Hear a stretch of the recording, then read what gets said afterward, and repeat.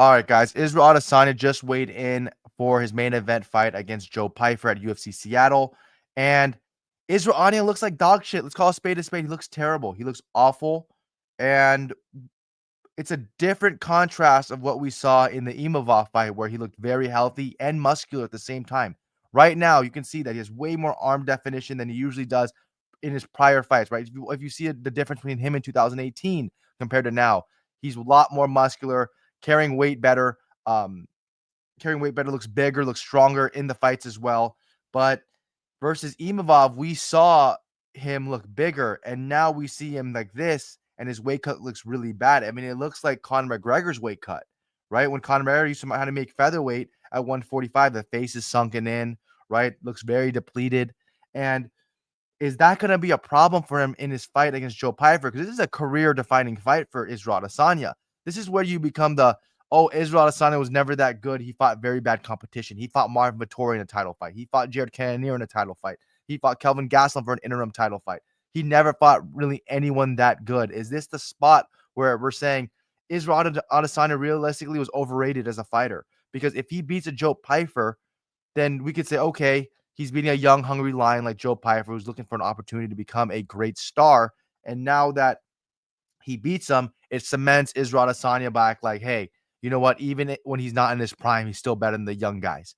Or is he going to be like Robert Whitaker, when Robert Whitaker now is just losing to every young guy, and he's trying to move up to light heavyweight when he's probably a 170er. I mean, we saw him at 170 fighting Stephen Wonderboy Thompson, and now he went to 185 and won the championship, and uh, is going up again after a big losing streak at middleweight to light heavyweight. So is he going to be that type of guy like Robert Whitaker, like a Tony Ferguson, where he just got his massive losing streak? This is a career-defining fight for this guy, Israel Adesanya, and he does not look good for it.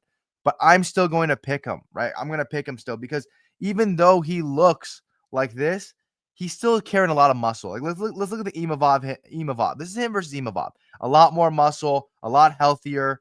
Looks big, looks strong. His abdomen region looks strong as well. His core looks strong. Is that gay? I don't know. But again, he looks big and strong for this class. And then now we see him now, and the abs aren't really there. But again, he still looks muscular. He's still fitting into that middleweight frame. Do you remember when he fought Jan Blachowicz, when he carried that pizza box? And people were like, damn, he might be too small from 205. And I think that he was a smaller 185er, even though the height and reach were to his advantage. But as in like sturdiness and strength, I think he was one of the weaker 185ers, even though he had elusivity and the able to evade his opponents. But I think that Israel Adesanya is still going to win this fight. I still think he's going to win this fight. I still think he's better than Joe Pyfer. I think Joe Pyfer just plots around. His arm reach is very, very small, right? He has his T-Rex arms, and it's like Paulo Costa. Like, how can you find Israel Adesanya? How can you find Israel Adesanya and in a fight where Israel Adesanya has very, very good reach? He's a 5-inch reach advantage, and Joe Pyfer is a 75-inch reach as a 6'2" guy. Conor McGregor has a 74-inch reach at 5'9", and Joe Pyfer is going to try to get Israel Adesanya. This reminds me of the Paulo Costa fight. Paulo Costa has very, very small arms as well, and he couldn't reach Adesanya. I think Adesanya is going to stand in the middle, be ready for Joe Pyfer's attacks. Joe Pyfer's going to try to take him down. I don't think he's going to take him down. I don't think Joe Pyfer's wrestling is good as everybody thinks it is. I think his grappling's really good though. But I think that Israel Adesanya is just a better fighter. He's just a better fighter. And even not in his prime, I think he should be able to put away Joe Pyfer via decision or put him away via KO late. Joe Pyfer after the first round and a half isn't really as dangerous as we saw in the Kelvin Gastelum fight, as we saw in the Jack Hermanson fight, right? He's not that dangerous after the first 1.5 rounds. And with Israel Adesanya, who is known to have really good cardio to go 5 rounds, not really push a pace, but maintain a pace where he still looks like round 1 Israel Adesanya during round 4 and 5. He can be able to break Joe Pyfer, and I think he will be able to, even at his age, even with this bad weight cut.